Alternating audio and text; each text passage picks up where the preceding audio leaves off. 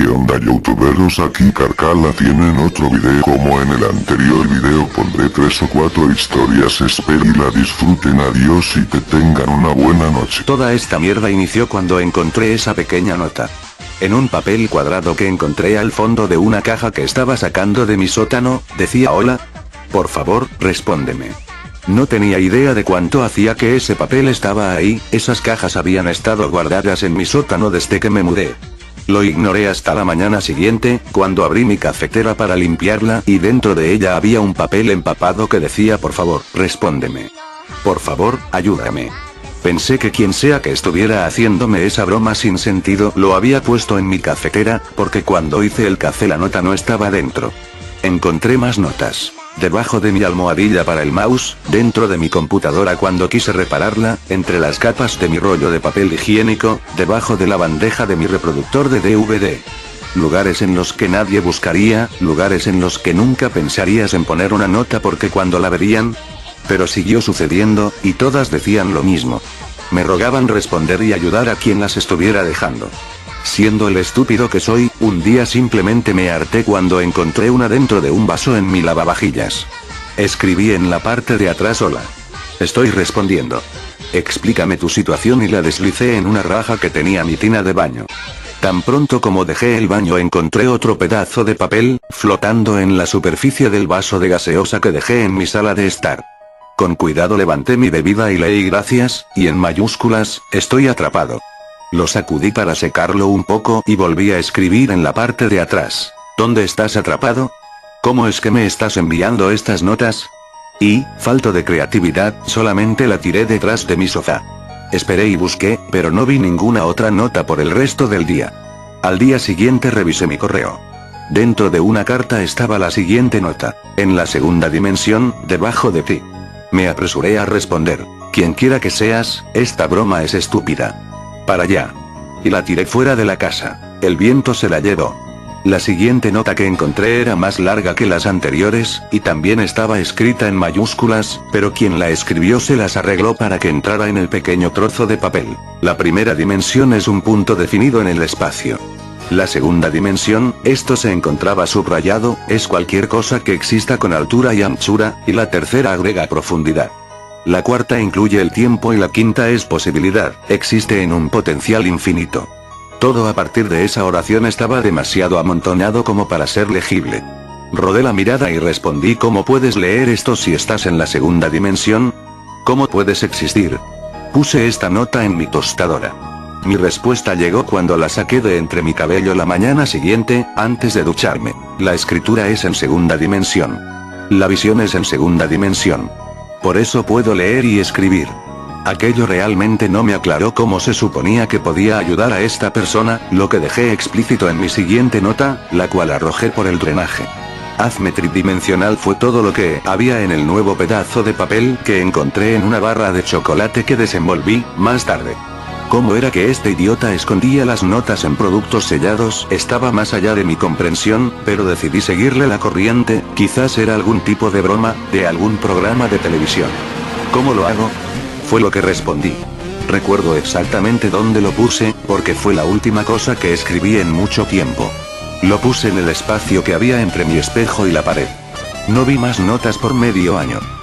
Una mañana, mientras me vestía para el trabajo, fui a mi pieza y me ajusté la corbata y la camisa frente al espejo, el mismo en donde había dejado la nota, solo que lo había cambiado de lugar.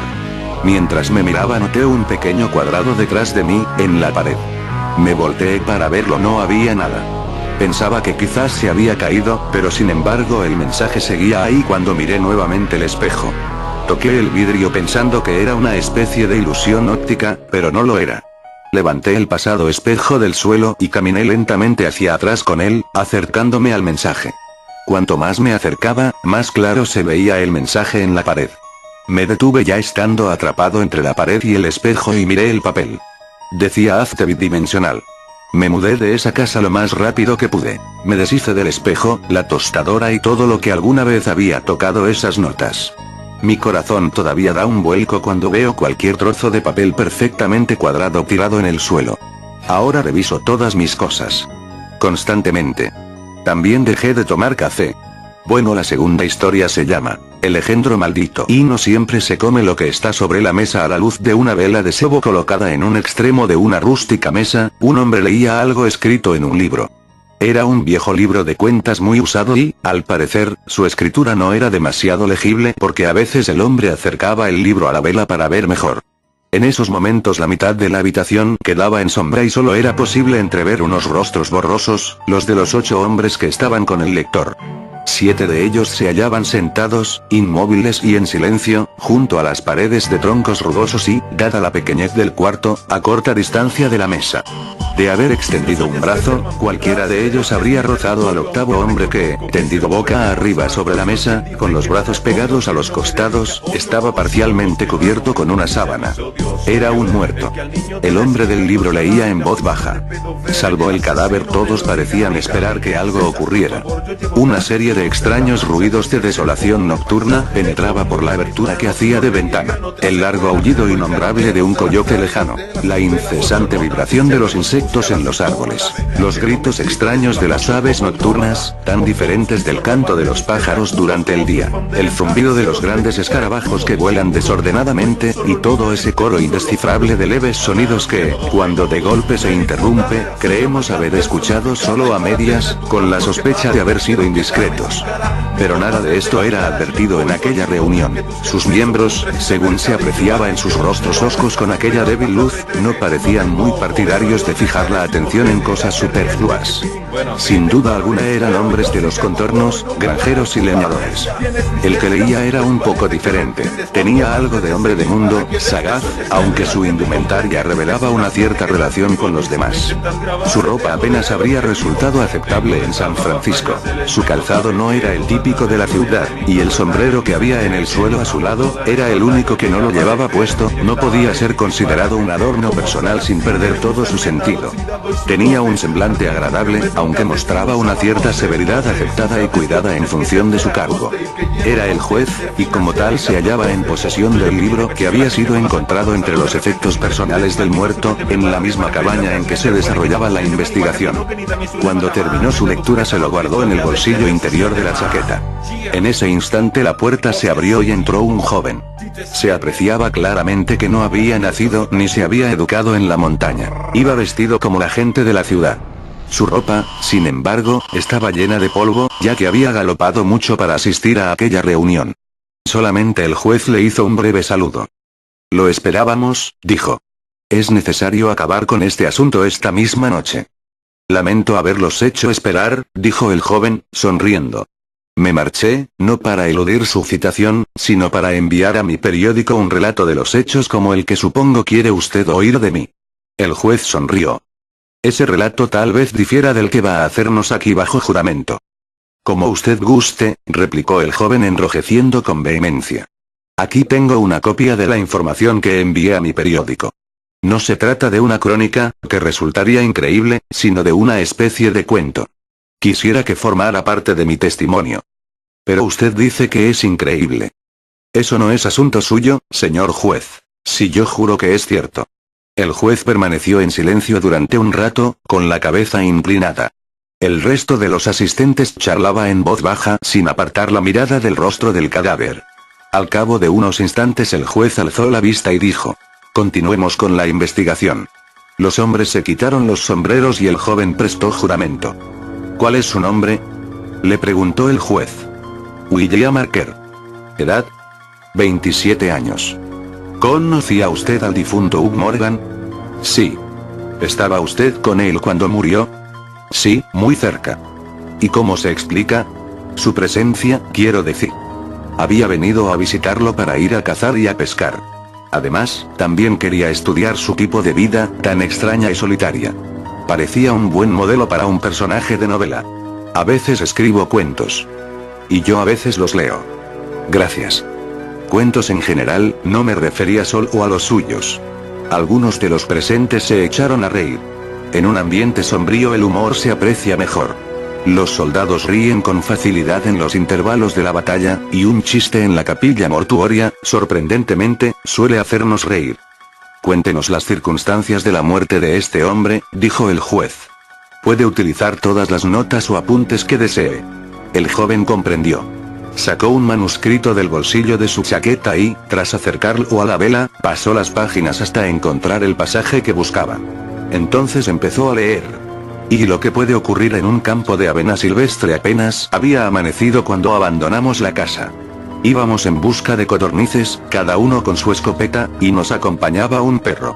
Morgan dijo que la mejor zona estaba detrás de un cerro, que señaló, y que cruzamos por un sendero rodeado de arbustos.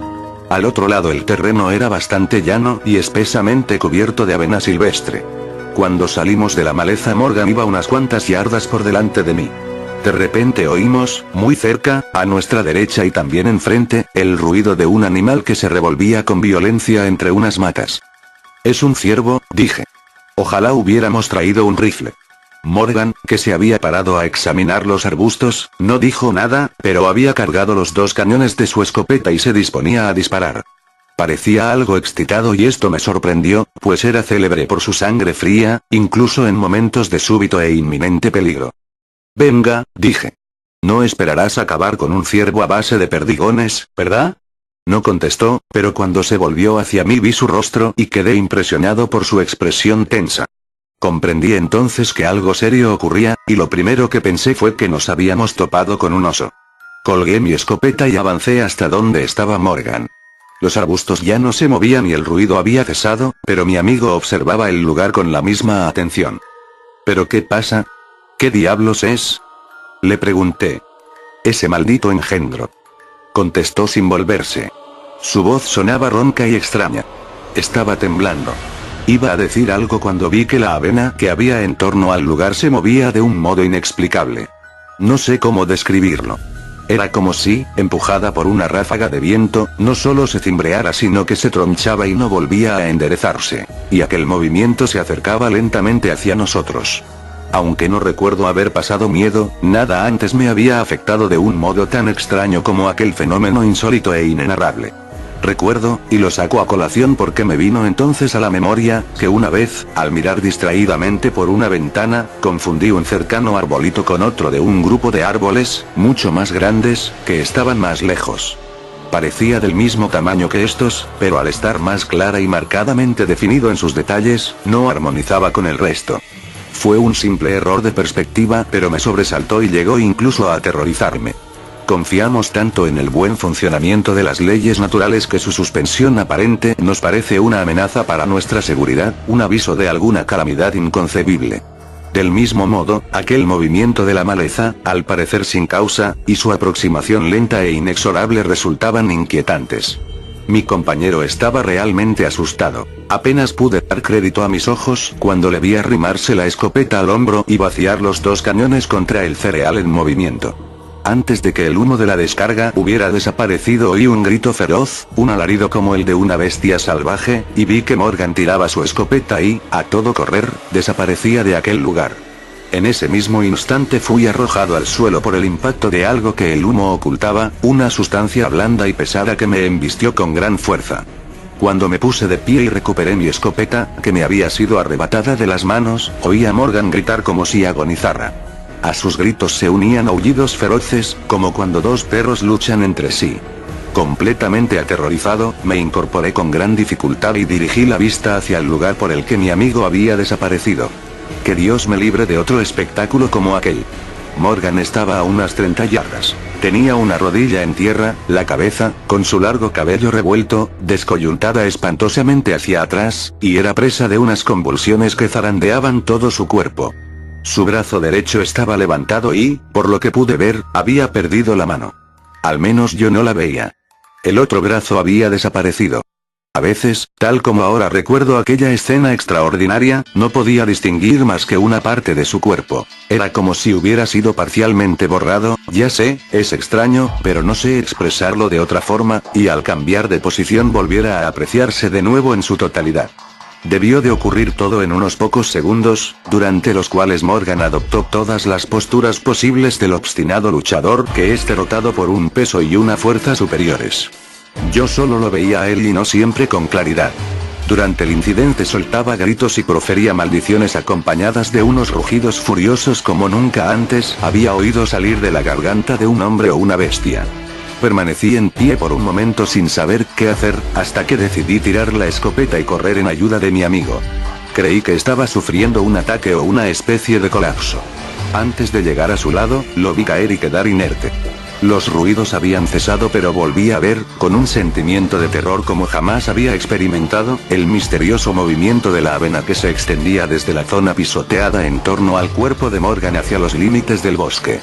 Solo cuando hubo alcanzado los primeros árboles, aparté la vista de aquel insólito fenómeno y miré a mi compañero.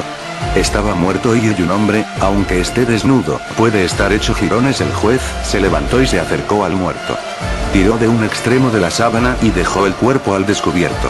Estaba desnudo y, a la luz de la vela, mostraba un color amarillento. Presentaba unos grandes hematomas de un azul oscuro, causados sin duda alguna por las contusiones, y parecía que lo habían golpeado en el pecho y los costados con un garrote. Había unas horribles heridas y tenía la piel desgarrada, hecha jirones. El juez llegó hasta el extremo de la mesa y desató el nudo que sujetaba un pañuelo de seda por debajo de la barbilla hasta la parte superior de la cabeza. Al retirarlo vimos lo que tenía en la garganta. Los miembros del jurado que se habían levantado para ver mejor lamentaron su curiosidad y volvieron la cabeza. El joven Archer fue hacia la ventana abierta y se inclinó sobre el alféizar, a punto de vomitar.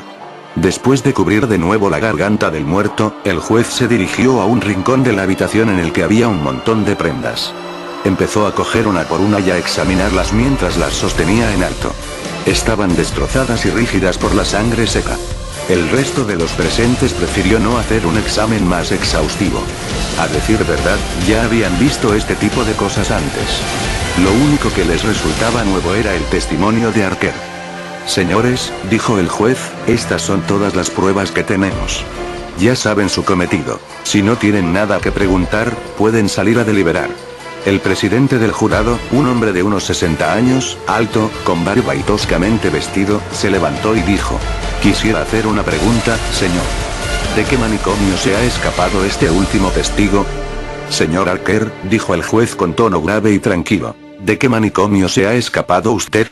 Archer enrojeció de nuevo pero no contestó, y los 7 individuos se levantaron y abandonaron solemnemente la cabaña uno tras otro. Si ha terminado ya de insultarme, señor, dijo Archer tan pronto como se quedó a solas con el juez, supongo que puedo marcharme, ¿no es así? En efecto.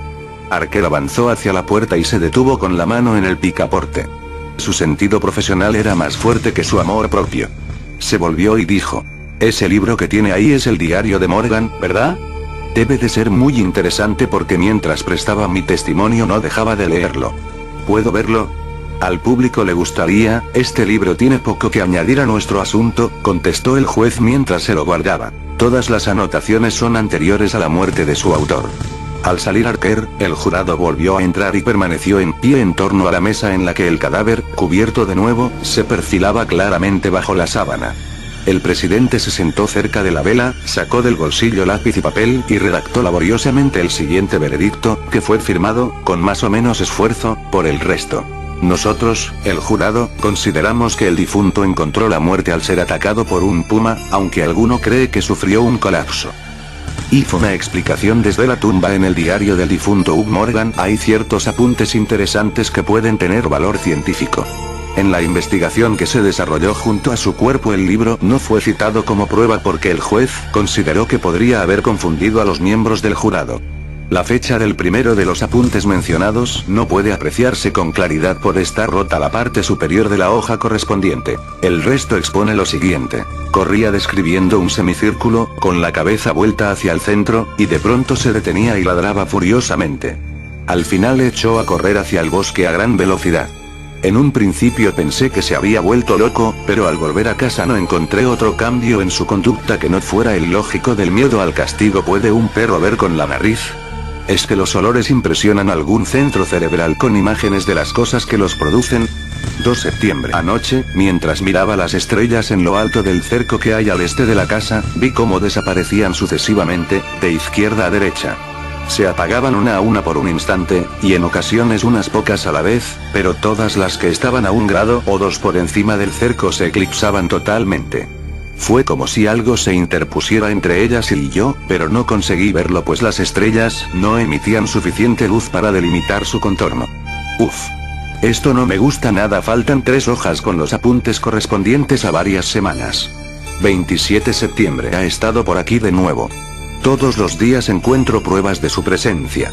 Me he pasado la noche otra vez vigilando en el mismo puesto, con la escopeta cargada. Por la mañana sus huellas, aún frescas, estaban allí, como siempre. Podría jurar que no me quedé dormido ni un momento, en realidad apenas duermo. Es terrible, insoportable. Si todas estas asombrosas experiencias son reales, me voy a volver loco. Y si son pura imaginación, es que ya lo estoy. 3 octubre no me iré, no me echará de aquí.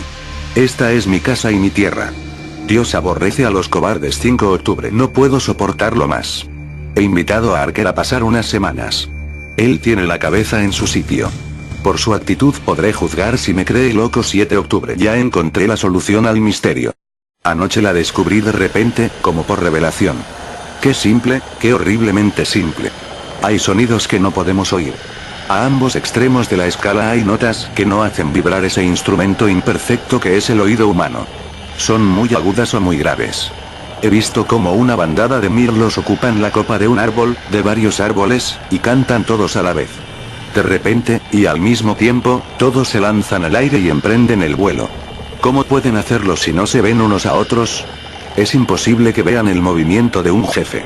Deben de tener una señal de aviso o una orden, de un tono superior al estrépito de sus trinos, que es inaudible para mí.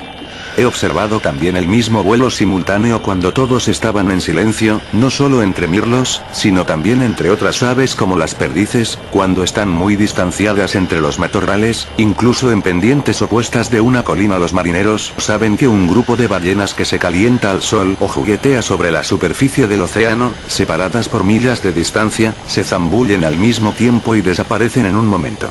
La señal es emitida en un tono demasiado grave para el oído del marinero que está en el palo mayor o el de sus compañeros en cubierta, que sienten la vibración en el barco como las piedras de una catedral se conmueven con el bajo del órgano. Y lo que pasa con los sonidos, ocurre también con los colores. A cada extremo del espectro luminoso el químico detecta la presencia de los llamados rayos actínicos. Representan colores integrales en la composición de la luz, que somos incapaces de reconocer.